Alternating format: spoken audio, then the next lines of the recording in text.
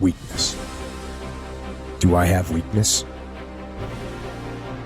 I am nothing but weakness. I'm not naturally strong or fast or flexible. I'm certainly not the smartest person in the world. I get emotional over stupid things. I eat the wrong foods. I don't sleep enough. I procrastinate and I waste time. I care too much about meaningless things and not enough about important things. My ego is too big. My mind is too small, often trapped inside itself. Now, all that being said, I have a saying. A person's strength is often their biggest weakness, but their weaknesses can become strengths. Success, guys, a very, very lonely road, man. Along that road, you're not going to see too many friends. You see your shadow most often. You got to trust in the heart of hearts. Inside what you're doing, what you believe in is a worthy cause, a winnable fight. I wish I could tell you you're tired, go take a break. I wish I could tell you tired, rest for a year. I wish I could tell you that it's gonna get easier. I wish I could tell you it's gonna get easier. I wish I could tell you that if you just keep going, it's gonna get lighter. I dare you to take a stand today to say no more. I will no longer accept this for my life. I dare you to take action today.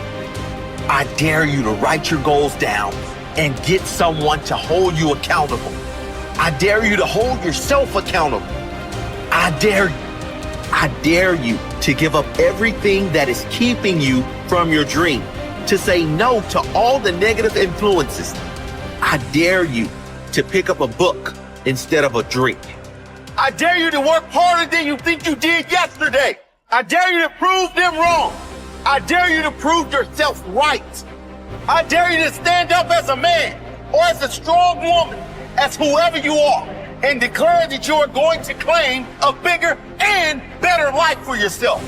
When you get to the point where enough is enough, when you get to the point where it hurt real bad, when you get to the point when it's over, when they're tired, when they're frustrated, when they're ready to give up, when they spent their last dime, that's when they get started.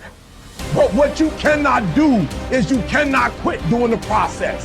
You cannot give up because it ain't what you see. You cannot give up. Pain is there to make you better. Without struggle, there can be no victory.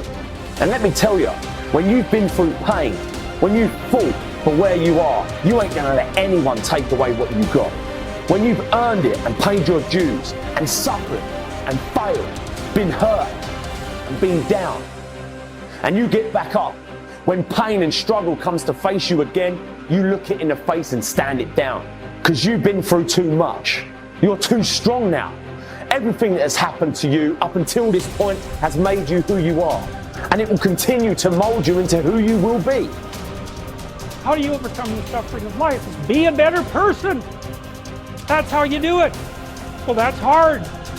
It takes responsibility. And I think, if you said to someone, you want to have a meaningful life? Everything you do matters. That's the definition of a meaningful life. But everything you do matters. You're going to have to carry that with you. Or do you want to just forget about the whole meaning thing and then you don't have any responsibility because who the hell cares? And you can wander through life doing whatever you want, gratifying impulsive desires for how useful that's going to be. And you're stuck in meaninglessness, but you don't have any responsibility. Which one do you want? Well, ask yourself, which one are you pursuing? And you'll find very rapidly that it isn't the majority of your soul that's pursuing the whole meaning thing, because, well, look what you have to do that. You have to take on the fact that life is suffering. You have to put yourself together in the face of that. It starts with yourself, man. You gotta start diving into those things that you're afraid of. You don't gain confidence by going to the spot that makes you feel good. It's gonna be a false reality. And the second life gives you that challenge, all you want to do is go back to what made you confidence, or what gave you confidence, is that happy spot. Now, what gives you confidence, what gave me confidence, was spending years at a kitchen table trying to learn how to read and write on my own, realizing I can't learn the way you learn. I can't, but I can learn. What gives you confidence, not being afraid, is overcoming the fear. I used to stutter severely bad. So right now, I don't know how many people are gonna watch this. You know what gives me confidence? Is knowing I no longer care if I sit here and start stuttering again. That's what gives me confidence, is facing these things, overcoming them. And maybe not overcoming them every day, but facing them. And facing and facing. Pretty soon like this, oh man, this is where it's at.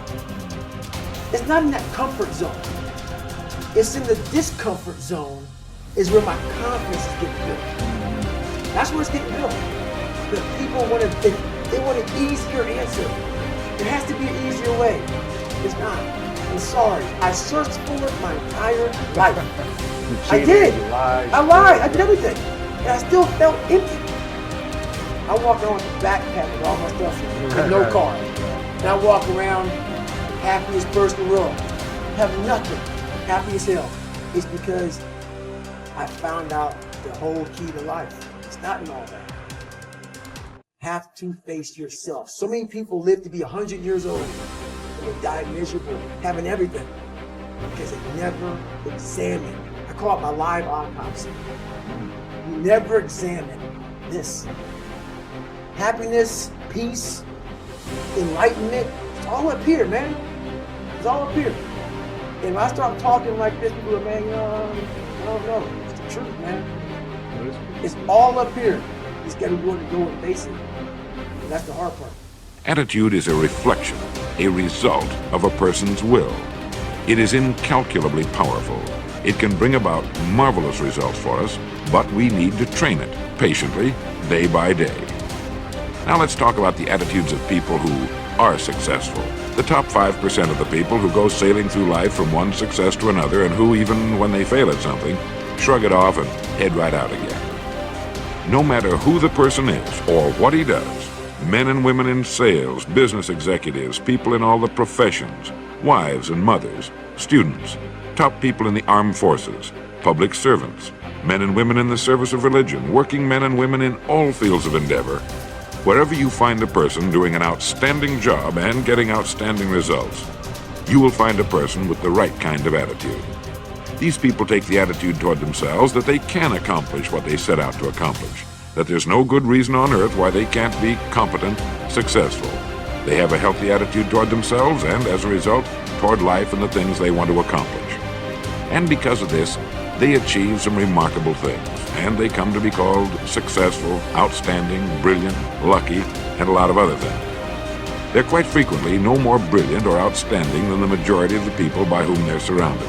But they did develop the right attitude, and they found their accomplishments not too difficult, and many times surprisingly easy, simply because it seems that so few are really trying, really believe in themselves. Successful people come in all shapes and sizes and in widely varying degrees of intelligence, background, and so on. But they all have one thing in common. They expect more good out of life than bad. They expect to succeed more than they fail. If you want something worthwhile, take the attitude that there are a lot more reasons why you can have it than there are that you cannot, and set out to earn it.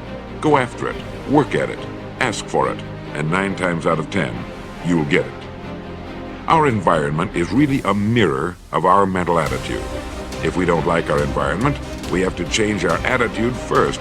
Your ability and willingness to discipline yourself to accept personal responsibility for your life are essential to happiness, health, success, achievement, and personal leadership. Accepting responsibility is one of the hardest of all disciplines, but without it, no success is possible. The failure to accept responsibility and the attempt to foist responsibility for things in your life that make you unhappy onto other people, institutions, and situations completely distort cause and effect, undermine your character, weaken your resolve, and diminish your humanity. They lead to making endless excuses. There is a direct relationship between the acceptance of responsibility and the amount of personal control you feel you have over your life.